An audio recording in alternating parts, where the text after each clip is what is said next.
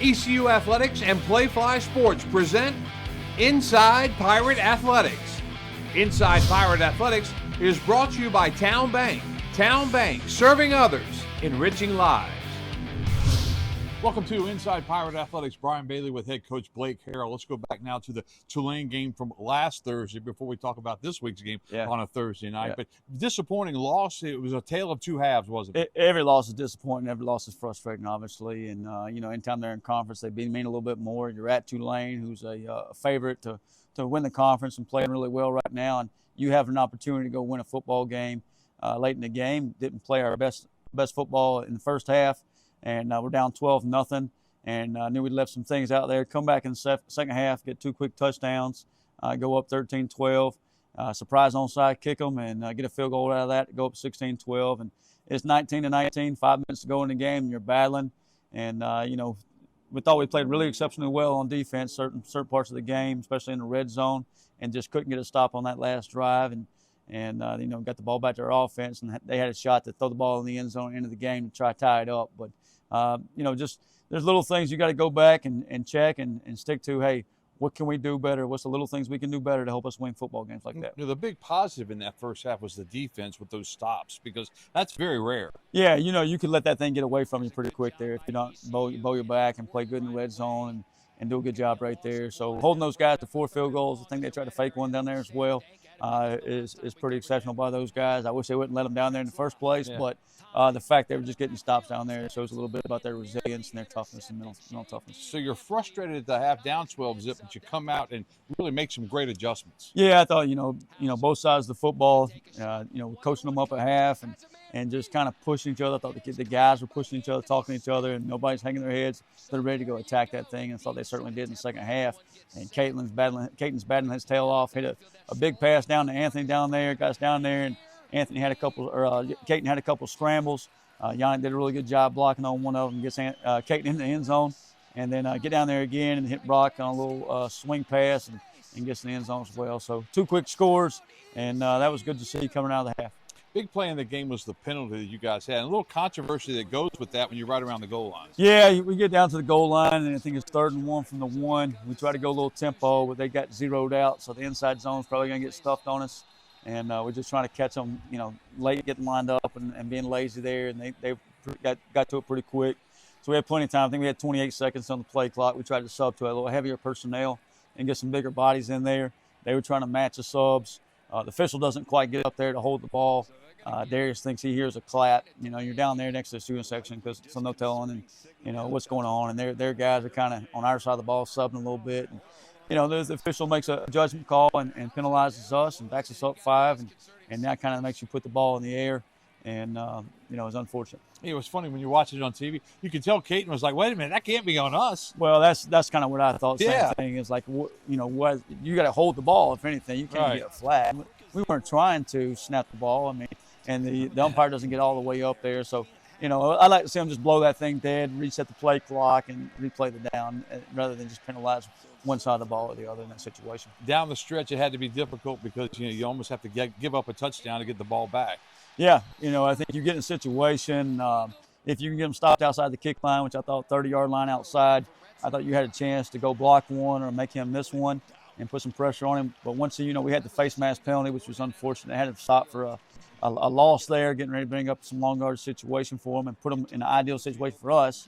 And now he's inside the 15-yard line, less than a minute 25 in the game. He can easily melt the clock down, even if you play good defense, kick the field goal, and they go home with the victory. So you got to make a decision on what you're going to do there.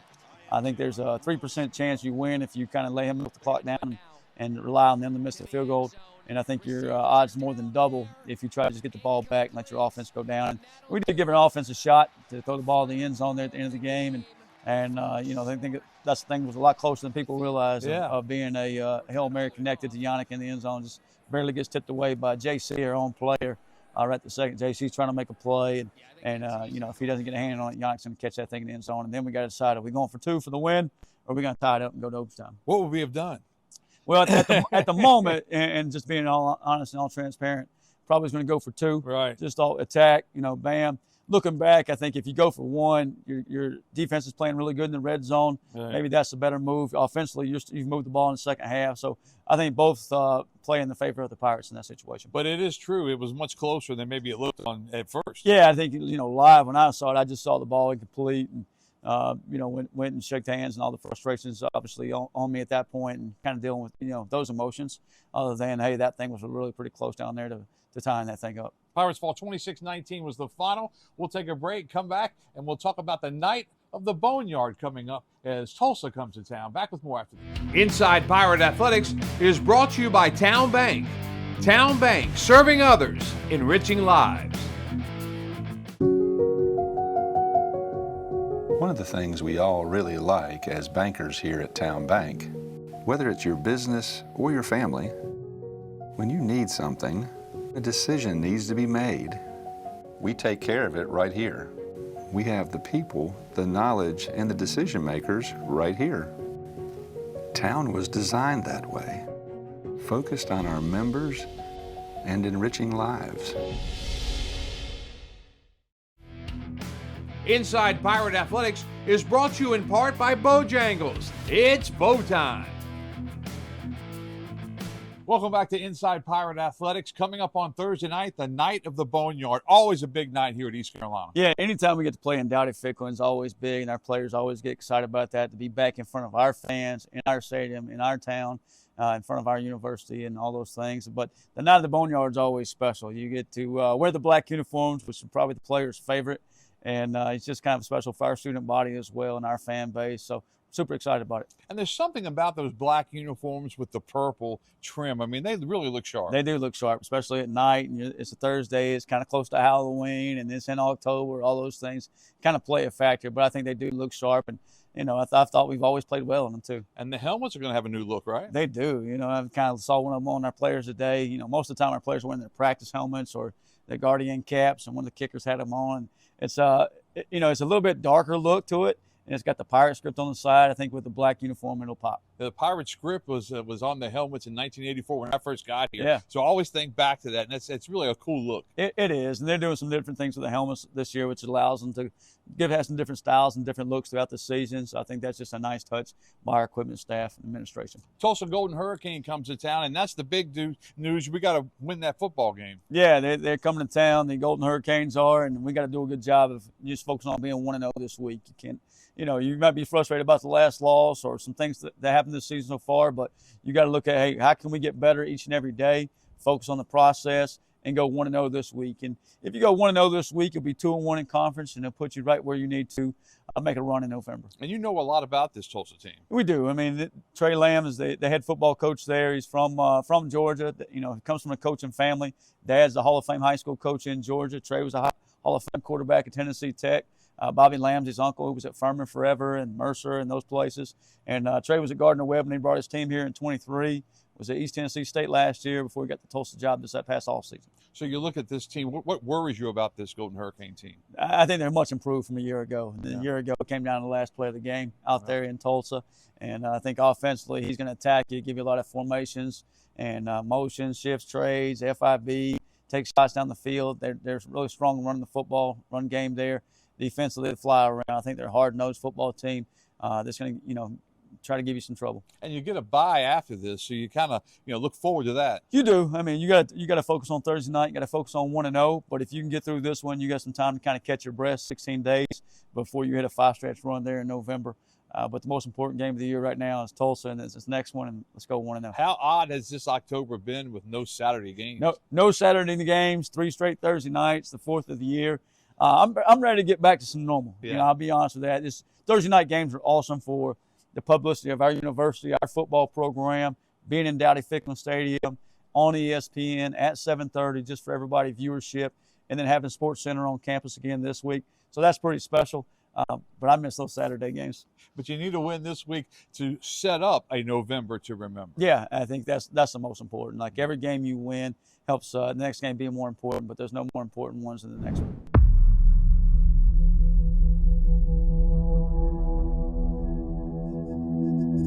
Not at the Boneyard. What is that? The atmosphere is a little different in the sense that fans were ready for this game all day long. The night at the set the tone for the night, and Pirate Nation came out. We are hoping it gets rowdy at the Doubting tonight.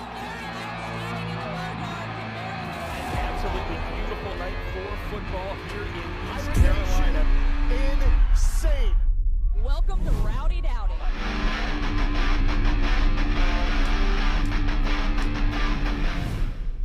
Is that me?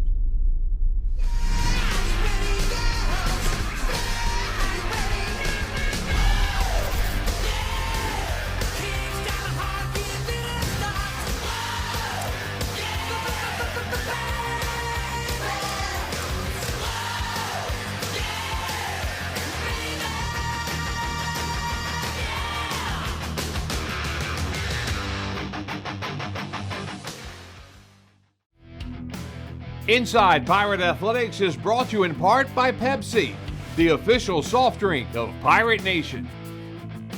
A big bow box says a lot about a person. Like they have a mighty hunger, a powerful thirst, and take tailgating very seriously. Game day and beyond, grab a football-ready big bow box. At ECU Health, everything we do is about you. It's about your health and the health of your family. It's about nationally recognized heart and vascular care, personalized cancer treatments, award-winning neurological care, and advanced orthopedic solutions. It's about healthcare, right here in Eastern North Carolina. This is ECU Health, and ECU Health will always be about you. Visit ecuhealth.org to learn how. It's bow time. The Pork Chop Griller is back at Bojangles for a limited time. We know you missed it, because when you take a tender pork chop and sandwich it on a made-from-scratch biscuit, it's not a flavor you want to say goodbye to. It's bow time. Our Pirate Profile this week was with Big Panda Askew. He's got a great story about his name Panda. Share us that story. Okay, so when I was 9 years old, I had people were calling me Panda, and I had a coach, Michael Vaughn. He was my little league coach, and he gave me the nickname Panda as Pablo Sandoval because I was playing third base. And it kind of stuck, and everybody just called me Panda, so I ended up legally changing it. That's crazy that you changed it as a 9 or 10-year-old. You changed it legally. Yeah. And that is your legal name. Your legal middle name is Panda. Mm-hmm. So you must like to be called Panda, don't Definitely. you? Yeah. Definitely. Talk about your role at East Carolina now. You started in Charlotte, and then you moved on to East Carolina, and you came home because you were a former star at D.H. Conley. So when I came back here, I was looking towards like the end of my career. I didn't know how I was going to be off the shoulder surgery. So when I came here, Coach Houston at first was like, I'll give you an opportunity if you want to continue playing. And I was like, you know what, time on the clock, continue playing. And I've just been working my way up since then to help provide for the team. What's it like playing in front of the home fans like that? Because Conley's right down the street. It's electric. Like I looked up in the stands the other week and I saw my high school head coach and all my coaches. It's good seeing family and being around family. You still keep up with Conley football when you're playing college football? For sure. Me and Bryce Weaver keep up with Conley football all the time. And they're having a good year. Nick Connor's got them playing well. Yeah. Got a big one coming up this Friday night. What are some of your goals the rest of this season for East Carolina football and for Panda? Conference championship, and just to enjoy every single moment with my teammates and not forget where I came from. I mean, it goes really fast, doesn't it? Yeah, it does. It's like one day you're out of high school and then the next day you're graduating. So. Panda Askew, ladies and gentlemen. If you have an appetite for saving money, get the new ROFO Rewards app from Royal Farms. Use the ROFO Rewards app to make purchases or place mobile orders for pickup or delivery and earn royalty points redeemable for free stuff. Download the new ROFO app at the Apple App Store or Google Play. And right now, new ROFO Rewards members will get a free any-size coffee for signing up. Get the new ROFO Rewards app today. It's a very app-ealing app to have. Real fresh, real fast. Royal Farms.